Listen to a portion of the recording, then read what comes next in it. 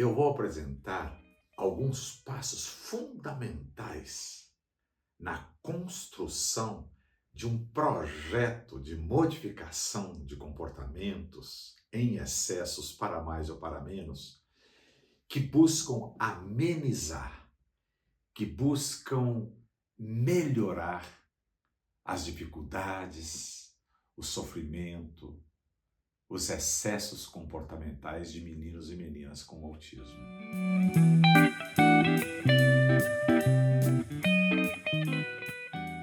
Autismo, cuidar de pessoas com autismo, trata-se de uma tipicidade humana que pode trazer, a depender do grau de acometimento, portanto, quantidade de sintomas, intensidade dos sintomas, trazer bastante sofrimento para todos quem convive com uma pessoa que traz consigo o autismo. E eu fico mais feliz ainda que você esteja agora me ouvindo, porque eu quero trazer hoje algumas reflexões sobre a que chegamos hoje, nesse mundo moderno, depois já do século XXI. Há muito tempo que a gente, por não conhecer a origem, portanto, a etiologia, de onde vem o autismo, onde que está o disparo, a gente sempre teve crenças. Acreditava-se nisto, acreditava-se naquilo, acreditar, dava crédito. E a gente acabava fazendo assim um mundo de coisas com esses meninos e meninas, com os adultos com autismo. Experimentávamos uma quantidade diferenciada de processos terapêuticos. E aí, ao longo desse tempo, eu comecei a fazer uma reflexão, primeiramente de ordem matemática, do pensamento lógico. Uma semana tem 168 horas. E aí ele faz, por exemplo, uma criança passa por 2 sessões de fonoaudiologia por semana, com uma fonoaudióloga, claro. Depois 2 sessões com uma terapeuta ocupacional. Depois 2 sessões com uma psicóloga, inclusive, ou um psicólogo que tem uma formação, por exemplo, em análise do comportamento. Depois ele ainda vai fazer ecoterapia, depois ele vai fazer psicopedagogia, depois ele vai fazer ainda uma série de outros procedimentos durante o dia, e eis que no final de semana, alguns desses indivíduos passavam por 12, 14 pessoas diferentes por semana, com diversos tipos de atividades, e quando nós então dávamos crédito, portanto, acreditávamos que isso poderia fazer muito bem a uma pessoa com autismo na busca do seu desenvolvimento.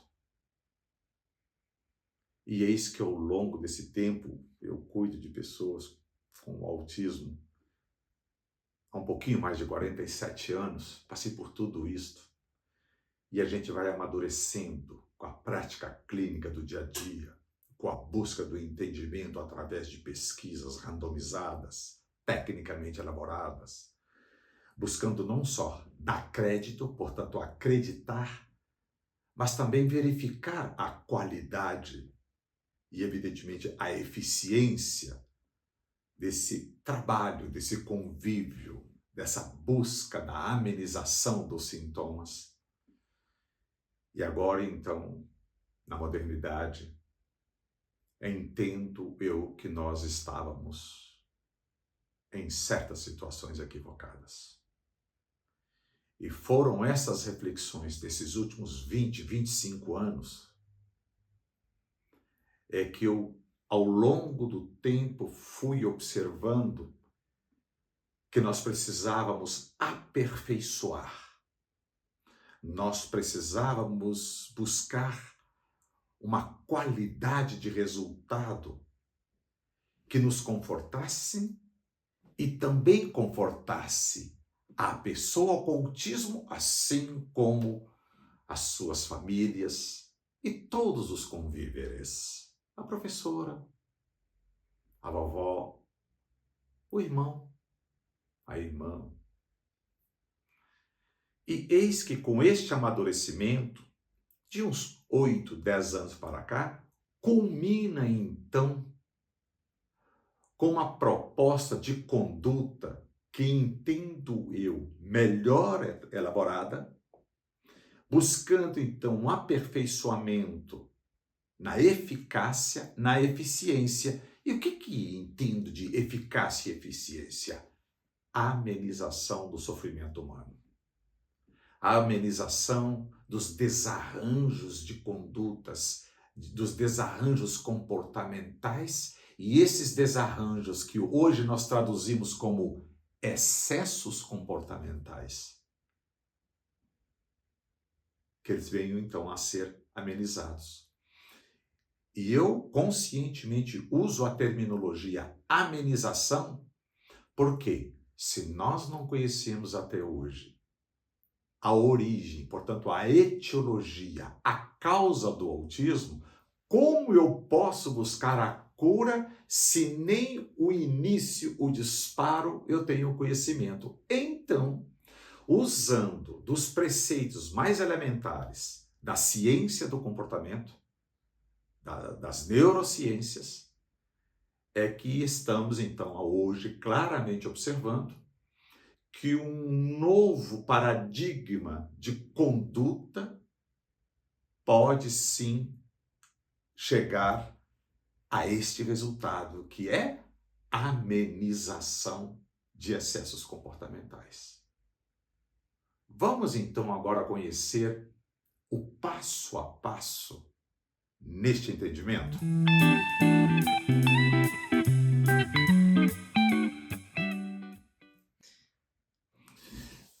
Eu vou usar para isto, como um auxílio didático, alguns registros que eu fiz aqui na minha máquina para eu ser o máximo que eu consiga conciso, preciso, neste passo a passo, na busca de auxiliar a cada um e a cada uma de vocês que estão me ouvindo agora, um pensamento lógico para conseguir esse resultado.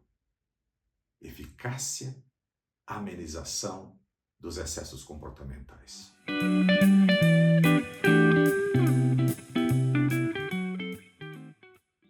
O primeiro passo, que eu vou chamar de, assim, praticamente de mapeamento. O que significa isso, mapeamento?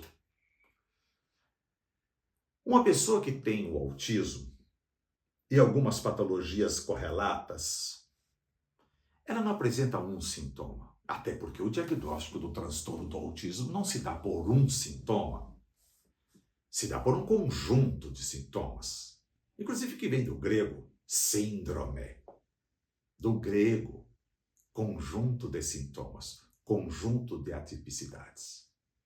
Como é um conjunto, significa vários sintomas. E aí o primeiro passo é, deixa primeiro descrever sintoma por sintoma, tanto na sua frequência, quanto na intensidade de cada um desses sintomas. E justamente isto é que me fortalece na busca da justificativa, que eu chamo de força de argumentação.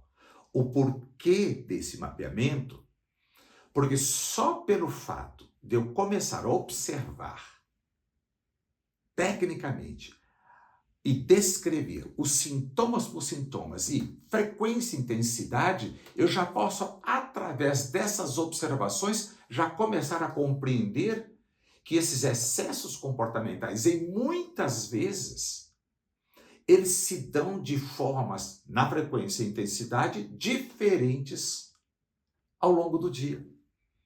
Vou começar a descobrir que o meu aluno, o meu paciente, o meu filho, a minha filha, apresenta alguns desses sintomas em excessos mais na parte da manhã do que na parte da tarde. Mais na presença do papai do que na sua ausência. E vice-versa, mais na presença da mamãe do que na presença do papai. Ele começa a ficar mais ansioso na presença da vovó e do vovô, ou numa sala de aula, onde temos 12, 15, 18 alunos.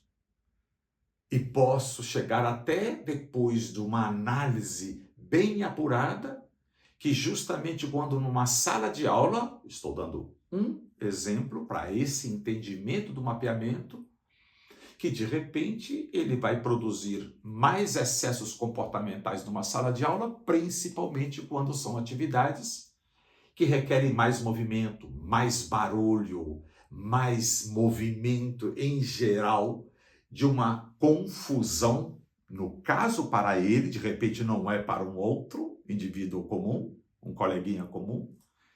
E são estes conhecimentos, essas observações, portanto, este mapeamento é que vai me induzir a uma conduta pontual. Portanto, mapear é preciso.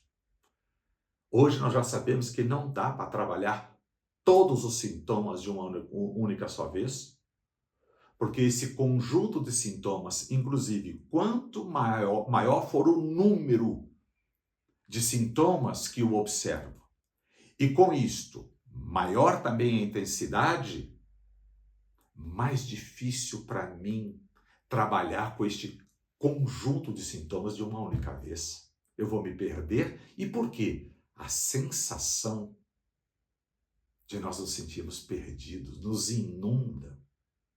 Esse conjunto de sintomas nos inunda numa sensação de impotência.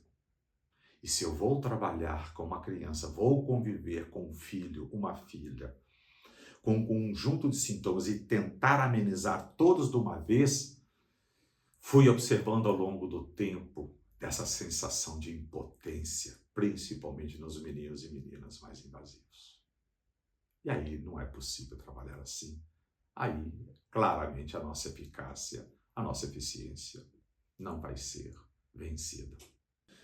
Mas como é que eu faço isto? Como é que eu faço isto? Então, nós temos uma terminologia em inglês, brainstorming. Brain é cérebro.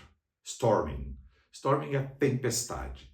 Primeiro, então, eu vou simplesmente registrar todas aquelas atipicidades que nós chamamos de sintomas ou características, a terminologia que quisermos usar, que essa pessoa manifesta. Só de eu começar a observar e descrever, pelo menos primeiramente registrar, sintoma por sintoma, já eu vou me deparar com a grandeza, com a dificuldade, com o volume de desafios com os quais eu vou me deparar.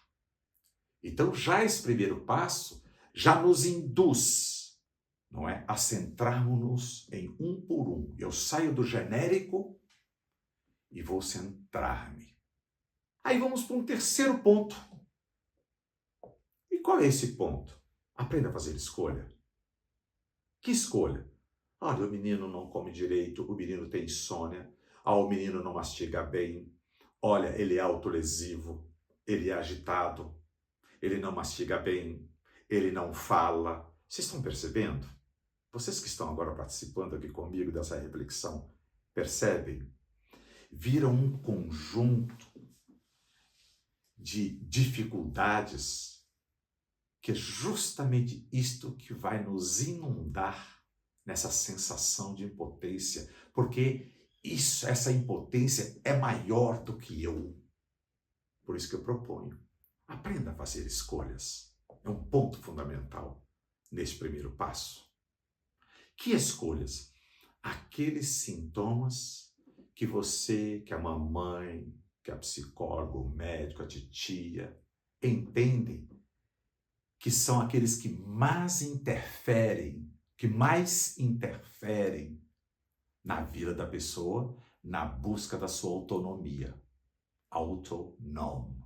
Nada mais sagrado do que isto. Vem do grego. Ser dono do seu próprio destino. Tomar decisões por conta própria. Porque toda decisão que eu tomo tem uma consequência. Então, estou propondo que, ao fazer o brainstorming, você vai para o próximo ponto, que é aprenda a fazer escolhas. Não vou trabalhar com todos os sintomas que eu registrei. Estou propondo ao contrário. Escolha um, talvez dois, no máximo três, de tantos outros sintomas. Até porque os experimentos e as experiências que eu tenho nesses 47 anos de cuidados com pessoas com essas atipicidades, é que quando você então trabalha um punhado de sintomas paralelamente ao longo da semana, você acaba fazendo um punhado de coisas e ao final da semana você não fez nada. Porque tudo um pouquinho de, sabe aquela um pouquinho de cada coisa? E aí nestas 168 horas, nós diluímos uma série de estratégias e combates ou trabalhos com esses vários tipos de sintomas, e aí a gente acaba fazendo de tudo um pouco e não fazemos nada. Este é o ponto fundamental deste primeiro passo. Aprenda a fazer escolhas. Pronto. Quando você fez as escolhas, eu vou trabalhar com esse sintoma que é mais invasivo, prejudica mais a vida, a qualidade de vida dessa pessoa. Ou eu vou escolher um segundo, talvez no máximo um terceiro sintoma. Estou sempre propondo no máximo três, para que te dê um norteamento. Ou seja, uma estrada que você possa vê-la, em vez de entrar neste mundo de tudo. Então você tem que ir a mais um pontinho dentro ainda desse primeiro passo, que é o que nós chamamos de comportamento-alvo. O que é comportamento-alvo? O indivíduo está aqui com uma série de características, uma série de atipicidades, uma série de sintomas, e esses interferem no desenvolvimento, na qualidade de vida do indivíduo. Aí, então, eu aprendi a escolher um, dois, no máximo três, e este um, ou esses dois e três no máximo sintomas, nós vamos depois denominar de comportamento-alvo. O que é comportamento-alvo? Eles estão ali. Eles não estão aqui no indivíduo. O indivíduo está aqui com um punhado de sintomas. Inclusive esse um, ou esses dois e três estão aqui. E eu quero trabalhar isto para que ele se liberte, ou ao se libertar destes três aqui, ele venha atingir uma outra forma de lidar com estímulos tanto internos quanto externos, dar uma outra resposta a estes estímulos e com isto ele melhora, ele aperfeiçoa, se eu pudesse até com um pouco de exagero, denominar de liberdade. Ele se liberta daqueles sintomas que o prendiam na sua qualidade de vida. E ao se libertarem, evidentemente vai se sentir com uma qualidade de vida melhor, uma vida mais amena, portanto, menos tensões, menos sofrimentos. E ao libertarem-se disto, evidentemente é o momento que eles podem, e junto com o nosso apoio de pai, de mãe, apoio do terapeuta, da terapeuta, de outras condutas, adquirir outros comportamentos que reforcem justamente o que todos nós pretendemos, reforcem a busca da amenização dos excessos comportamentais e uma melhor qualidade de vida. Estes são os fundamentos. Os fundamentos do preparo, então, para que você possa ir para o segundo passo. E qual que é a finalização do preparo? É em que você use, então, dos preceitos elementares da análise do comportamento. Você tem vários procedimentos. Então, como eu disse, primeiro registrar frequência, intensidade, ou seja, você vai ter um pouco mais de controle das variáveis. As variáveis que intercedem naquele comportamento, você conhecendo melhor como é que eles funcionam através de observação de comportamento. Vão aprender, por exemplo, também a fazer folha de registro. E sabe o que é importante folha de registro? É porque naquela conversa de dois amigos, né? Você fuma muito ou fuma pouco? Se perguntar para mim, que eu sou um inveterado antitabagista, portanto, uma pessoa que inalar uma tragada de carvão do tabaco, para mim, exagerou. Mas para um tabagista inveterado, que chega a fumar 2 carteiras por dia, o dia que ele fuma 1,5 carteiras, ele vai dizer que ele fumou pouco. Então não dá para a gente continuar trabalhando com essa subjetividade que nos induz a equívocos e equívocos e equívocos.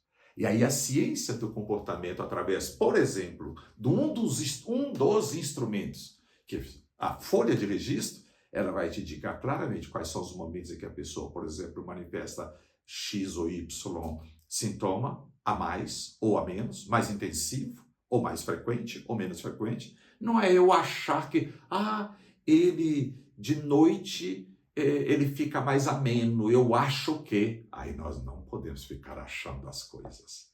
São os fatos, os números e as evidências é que vão nos auxiliar a sermos claramente mais precisos naquilo que nós estamos fazendo. E a partir daí, podemos ir para o segundo passo. É importante ressaltar que aprender isso, inclusive o nosso curso, não é, ele tenta melhorar, aperfeiçoar o conhecimento sobre como fazer isto.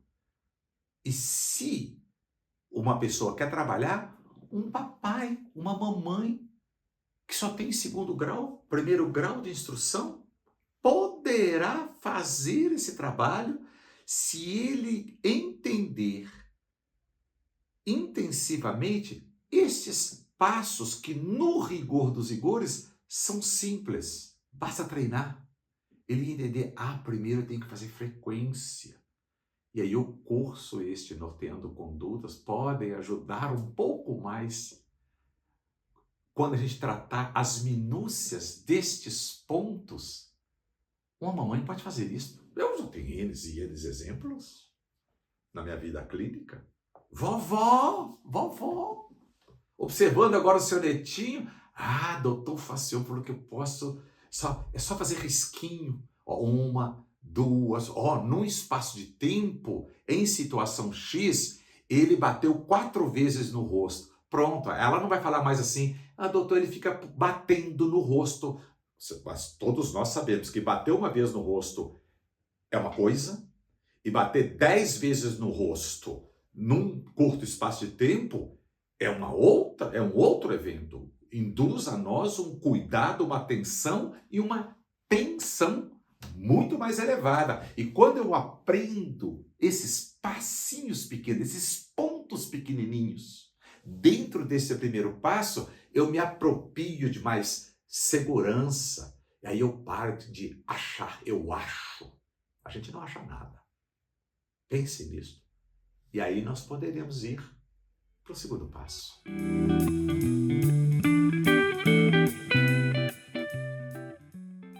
Pronto. E o segundo passo? Aí vai se tornar bem mais simples. Se nós conseguirmos compreender os detalhes deste primeiro passo agora apresentado, e é claro que no curso nós vamos, eu vou esmiuçar isto ainda, com mais ainda detalhes, nós vamos para o segundo passo que eu vou denominar de a construção de um projeto de modificação de comportamento. Aí é um projeto. E como é que eu construo esse projeto? Baseado, evidentemente, nos dados que eu colhi. Quem fez então e conseguiu fazer bem o primeiro passo, ao entrar no segundo passo para a construção de um projeto de modificação de comportamento, ele já vai estar mais livre de uma série de penduricalhos e incertezas e uma série de dificuldades, porque ele já está norteado, já tem um norte, ele já não vai mais navegar num mar para qualquer lugar, para onde o vento soprar. Ele já está entendendo o seguinte, aonde eu quero ir é aqui, não é em qualquer lugar, é ali.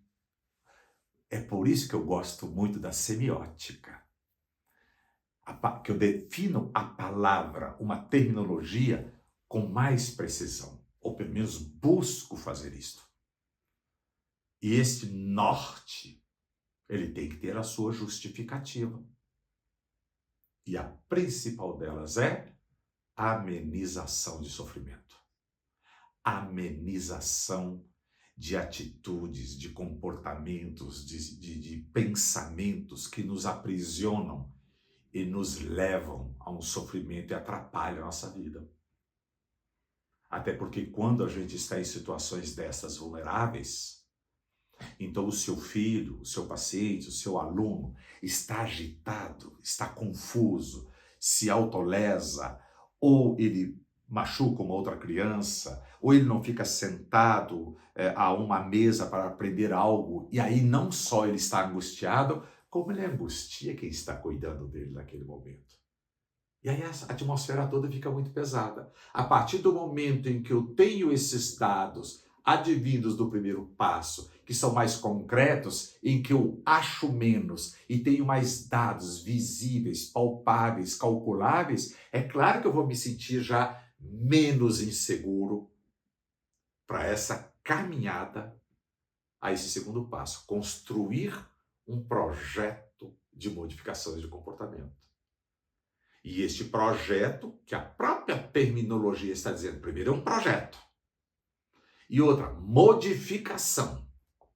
Então, vou mudar, através, evidentemente, de condutas tecnicamente e cientificamente melhor elaboradas. Não é um projeto que sai da minha cabeça, senão o curso vai auxiliar, não na sua totalidade, que por isso a gente precisa de mais de 1000 horas de aulas, mas pelo menos uma linha de conduta que deixa uma mamãe, deixa um papai, deixa uma professora, uma psicopedagoga, aquela acompanhante pedagógica que está ali na sala tentando auxiliar a professora regente num processo de inclusão de um menino, mas o menino com seus desarranjos comportamentais, a professora e também a acompanhante se desnorteiam, vai fazer o que a pega nele, vou sair, dar uma volta com ele lá do lado de fora, e muitas vezes, ao fazer isto, a gente está reforçando um comportamento inadequado, aí o menino acaba aprendendo que, basta ele fazer todo aquele movimento, que ele não precisa ficar mais naquela sala, porque ele está atrapalhando também os outros, é muito confuso. Então, a minha intenção com esse curso é justamente, e por isso que eu gosto da semiótica, nortear, dar um norte. Não quer dizer que nós não vamos curar autista nenhum. Nós não vamos salvar pessoas com autismo nenhum, nada. Mas a partir do momento em que eu tenho pelo menos um rumo, que é uma outra terminologia que eu gosto muito, que é arrumar. Arrumar, dar um rumo.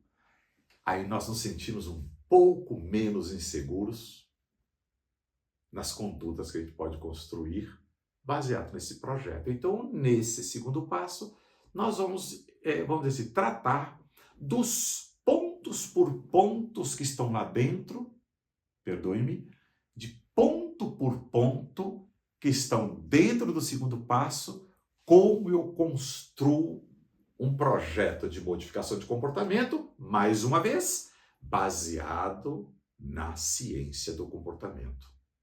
Então, para vencer esse segundo passo, a construção do projeto de modificação de comportamento, evidentemente vai exigir um ritual, tem um rito. E como é que ele se dá? O primeiro ponto neste projeto de modificação de comportamento é conhecer um pouquinho os fundamentos da análise do comportamento, a análise aplicada do comportamento. Não preciso uma aula completa, e aí um curso completo que já ajudaria mais ainda, poderia ser depois de um curso desse mais singelo, mais comprimido, para primeiro só dar aquele norte, depois a pessoa pode ter uma vontade enorme de esmiuçar mais ainda, querer aprofundar mais ainda. Para isso, inclusive, existe um curso, estamos preparando uma sequência desse que nós estamos aqui fazendo, não é? E qual que seria ele? vamos conhecer os conceitos principais da análise do comportamento, baseado na ciência. Portanto, se eu quero conhecer, na verdade, eu preciso conhecer a ciência do comportamento, e para isso eu não preciso ser o grande analista do comportamento, que seria ótimo se todos fossem grandes analistas do comportamento, mas para uma mamãe, uma vovó, pela sua simplicidade de conhecimento, e eu estou entendendo que uma mamãe ou uma vovó pode construir um projeto de modificação de comportamento, então eu já definido, inclusive, quais são aqueles comportamentos que eu entendo ser os mais importantes, que estão interferindo negativamente, estão impedindo a autonomia, portanto, a qualidade de vida do menino. Evidentemente, um ponto crucial é eu também entender e fazer o que a gente chama de levantamento de reforços. Neste segundo passo, levantamento de reforços. O que é isso? E vocês vão aprender um pouquinho o que é reforço social, o que é reforço material, não é? O que é reforço positivo, reforço negativo, um pouco. Não precisa ser grande especialista, não. Vovó pode aprender isso sim. Quando ela entender o seguinte, então quando o meu neto fizer aquilo, então eu posso dar chocolate para ele, porque ele fez direitinho, posso dar um prêmio para ele. Não, devagar, devagar, devagar. E se ele não gosta muito de chocolate, né? Porque todo mundo gosta de chocolate, que seu neto gosta de chocolate, aí não vai funcionar para ele como reforço. Então vamos aprender um pouquinho sobre esses reforços, reforços materiais. E aí tem que descobrir naquela criança, mesmo que ela goste de chocolate, mas se ela ficar sem ele, não vai fazer muita diferença, não. Pronto, isso não é um bom reforço. Que a gente chama do valor ou potencial de reforço, porque cada reforço tem o seu potencial. E é bom lembrar que o que vale como reforço para o Rogério, de 8 anos de idade, pode não ser o mesmo reforço que vai funcionar para o Joaquim. Por isso que a gente tem que levantar, que a gente chama levantar os reforços, tanto materiais quanto sociais e emocionais, porque para cada um desses reforços tem o que a gente chama de uma potência. Enquanto, por exemplo, estou pensando aqui na Rosilene, uma menina de quem eu cuidei há muitos e muitos anos atrás, e a gente estava trabalhando na instalação do controle dos esfíncteres, tirar a menina já de 11, 12 anos da fralda, para que ela pudesse aprender e controlar os esfíncteres, não é? Por exemplo, para ela era bis, chocolate bis. Mas o Rogério, às vezes, não, o Rogério gosta de bis, mas dando bis para ele ou não dando, para ele fica mais ou menos na mesma. Aí ele fica até contente com o bis, mas não tem a potência. Então, para cada criança, tem que fazer esse levantamento de reforços, descobrir no meu filho, descobrir no meu aluno, no meu paciente, o que o move, o que o pega. E usar daquele potencial para, a gente chama de associar, acoplar a um objetivo, a um alvo, a um comportamento-alvo que eu quero atingir. Simples assim. E o curso vai ajudar com simplicidade e também humildade, porque ninguém vai se tornar analista do comportamento com este curso. É um ensaio, é um primeiro passo para que as pessoas possam experimentar e perceber que não é tão difícil assim quanto a gente está imaginando, não. Não é tão difícil. Nós não precisamos ser doutores. Os professores, doutores e pós-doutores, evidentemente, têm que ter a obrigação de conhecer na minúcia das minúcias, de passo a passo e compreender o porquê e de onde vem. Mas uma mamãe, uma vovó, uma titia, a babá que cuida do seu filho, quando bem orientada, ela pode. E sabe por que ela pode fazer isso? Porque nós estamos lidando com o comportamento humano, e comportamento humano pertence à espécie humana, basta só observar que hora que ele surge. Vocês já imaginaram, por exemplo, eu estou falando agora aqui para vocês, e de repente alguém fala assim, um estímulo, Angelina Jolie. Linda, maravilhosa, sensata, metade de tudo, de toda a fortuna que ela ganha, ela apoia os projetos de atenção a meninos e meninas africanos que estão lá a morrer de fome. E ela se solidariza. Portanto, além dessa dona ser linda, maravilhosa, ela é passional, ela é resiliente, ela é solidária.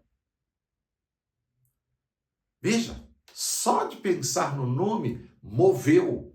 Por exemplo, o meu ritual, o meu ritmo de batimento cardíaco, a minha pressão sanguínea, a sensação da alegria. Veja como é que nós funcionamos. Se até a babá que está cuidando de um menino perceber onde que ela pode mover aquele menino de quem ela cuida, com o que ela move.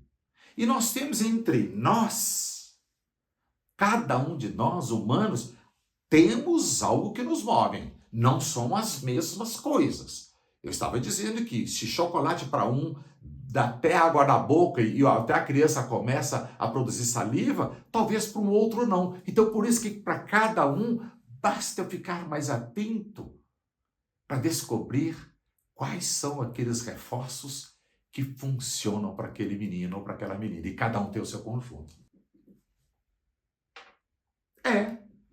E para fechar esse segundo passo, há um ponto fundamental que a gente precisa ficar atento. Qual? O indivíduo, qualquer indivíduo, você agora que está assistindo essa minha aula, só vai estar com uma disposição, nós chamamos de predisposição, a uma nova aprendizagem.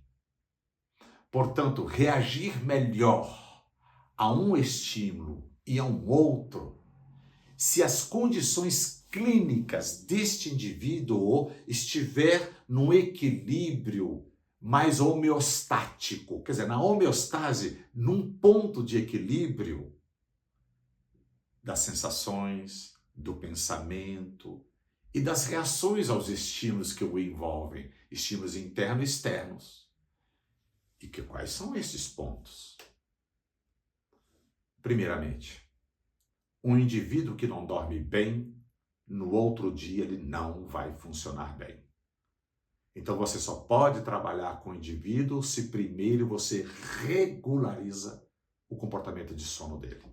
Enquanto esse menino, essa menina, esse jovem, esse adulto estiver com um comportamento irregular, dormindo muito tarde, acordando muito tarde, ou dormindo muito tarde e acorda muito cedo, vai ficar com déficit de sono.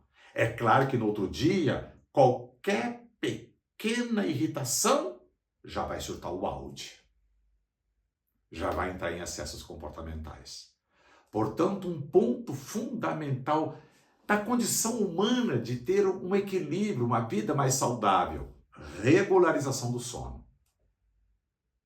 E aí, eu falo um pouquinho lá. Eu descrevo isso com um pouquinho mais de propriedade lá no nosso curso. Segundo ponto. Isto é para qualquer indivíduo do mundo, mas ficou ainda muito mais claro e evidente nas pessoas com autismo. Qual seja? Comportamento alimentar.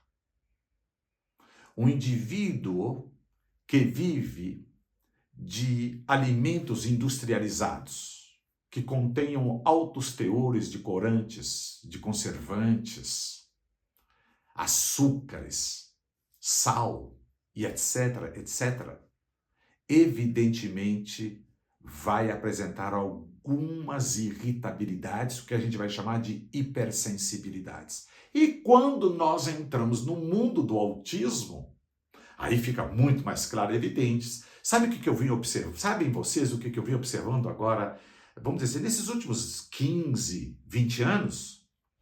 Uma grande parte, que não são todos, cuidado para entrar no neurônio certinho. Mas todo autista, uma grande parte, nem todos, apresentam problemas gastrointestinais. São meninos e meninas que produzem muitos gases. São meninos e meninas que apresentam retenção de fezes, podem ficar 2, 3 dias sem evacuar. E isto traz, na verdade, né, uma série de sensações internas desagradáveis. E aí, é claro, você vai aprender algo novo em que tem que se concentrar ou reagir adequadamente. E ele traz uma variável de um comportamento alimentar não regular, não saudável. É claro que isto vai dificultar, se não impedir, o avanço daquela modificação de comportamento que nós queremos atingir. Então, se cada um de nós mexer, cada um mexer no sono e mexer no comportamento alimentar, com alimentos mais saudáveis, e aqui não estou dizendo alimento saudável tem que ser tudo na natureza, vamos fazer dieta, não necessariamente. Mas aí dentro desse grupo que vão apresentar alguns problemas gastrointestinais, alguns até por exames laboratoriais já podemos detectar que destes, alguns inclusive são alérgicos a glúten e a caseína. Mais um ponto que nós já conhecemos e que a gente precisa ficar atento a isso. Tá bom, e um terceiro ponto, comportamento social. É importante que esses meninos e meninas não tenham só contatos com familiares e a instituição, como uma AMA, como uma Pestalozzi, como uma APAE e outras instituições para meninos e meninas com atipicidades. É importante que eles tenham também convivência com meninos comuns, com seus pares comuns, porque todos nós sabemos que boa parte da nossa aprendizagem se dá também por imitação. E se eu não tenho modelos de pessoas comuns durante a semana de convívio, e só tenho convívio com outros meninos e meninas com atipicidades, vão nos faltar um modelo comum. E aí, temos que estar atento em isto. Tanto é que eu, pessoalmente, já com esse tempo de experiência, hoje defendo claramente. Uma parte do dia no ensino regular em sistema de inclusão e uma parte do dia em sistema escolar especial para a aprendizagem das especificidades que estão ainda em déficit. Isso é uma discussão longa, é um outro tema que a gente poderá tratar num outro ponto. O fato é, cuidem disto nesse segundo passo, fiquem atentos para que nós possamos ir para o terceiro passo, já um pouquinho ainda mais tranquilos, porque nos cuidamos de detalhes que possam nos auxiliar no terceiro passo.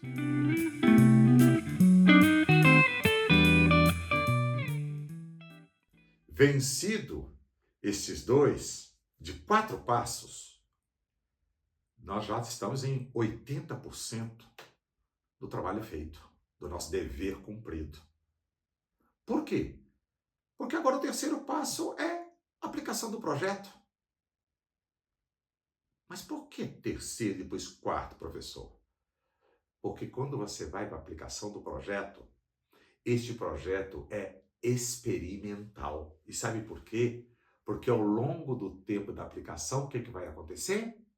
De repente você não observou um ponto, algo que seja importante. Na aplicação do projeto, ele vai provocar ou vai apresentar uma reação adversa do que eu esperava, porque primeiro a constituição do projeto, ele evidentemente, ele é teórico.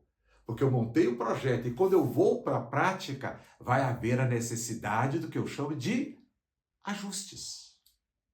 Então, no terceiro passo, você aplica o projeto durante alguns dias ou até algumas poucas semanas e vai começar, provavelmente, em alguns casos, não são em todos, que aqui está emperrando, há algo aqui, deixa eu descobrir que variável que está intercedendo aqui, que está dificultando.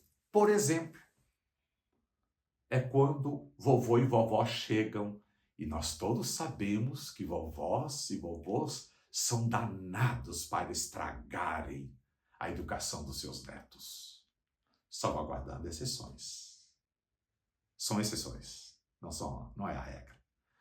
E aí, a presença do vovô, a presença da vovó, a presença não é só do vovô e vovó, não. De repente, o papai é muito condescendente, ou ao contrário, apresenta uma rigidez maior do que deveria ser, então ele passa de educador para um autoritarismo, e não é. E criança nenhuma, filho nenhum precisa de papai autoritário, ele precisa de um papai bom educador. Então, vamos fazer ajustes. O terceiro passo é literalmente aplicando. E de repente encontramos aqui durante esse experimento, tem que ajustar aqui. Aquele reforço que a gente pensava lá, não está funcionando bem para ele aqui não. Por quê? Porque nós descobrimos que esse reforço aqui, ele recebe lá na sala de aula também, ou lá com a terapeuta ocupacional que cuida dele 3 vezes por semana lá no consultório, ela usa o mesmo, mas para um outro evento, o mesmo reforço, e aí há confusão. Então, vamos fazer ajustes? Porque nem sempre, quando você já está com o projeto pronto e vai aplicá-lo, já vai estar tudo certo. Não! Você tem que fazer o ajuste. E aí, finalmente, o quarto passo.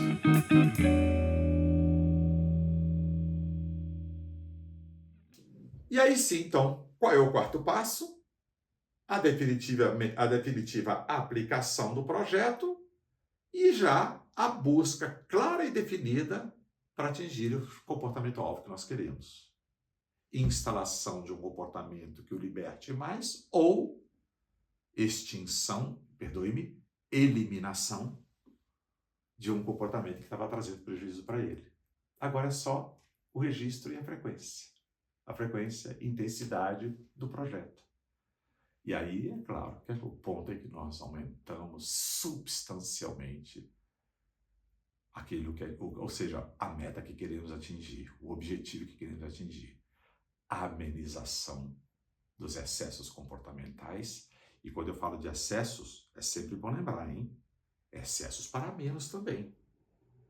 O menino, naquela idade, para aquela constituição dele, deveria estar apresentando tais e tais habilidades, e não está apresentando. Isso é excesso de menos, porque tem muitas vezes que as pessoas confundem excessos para mais, mas, nossa, esse menino não está apresentando aquela reação que para a idade dele deveria estar apresentando. Está faltando. É um excesso de falta.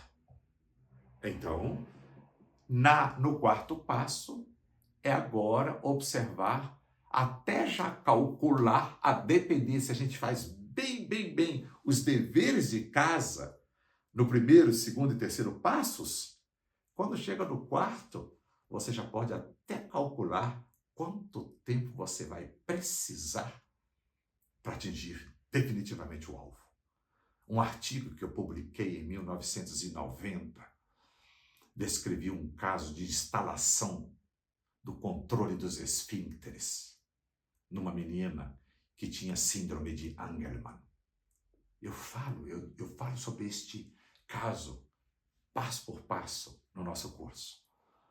A gente já sabia que, por exemplo, por volta de 3 a 4 meses, o controle dos esfíncteres nessa menina estaria instalado. E sabe qual foi a conclusão que nós chegamos, publicado no artigo? Com 98 dias de aplicação do projeto, esta menina estava com 90,8% de instalação dos esfíncteres. Simples assim. Vem estudar com a gente, vamos lá. Vamos aprender um pouquinho, passo a passo.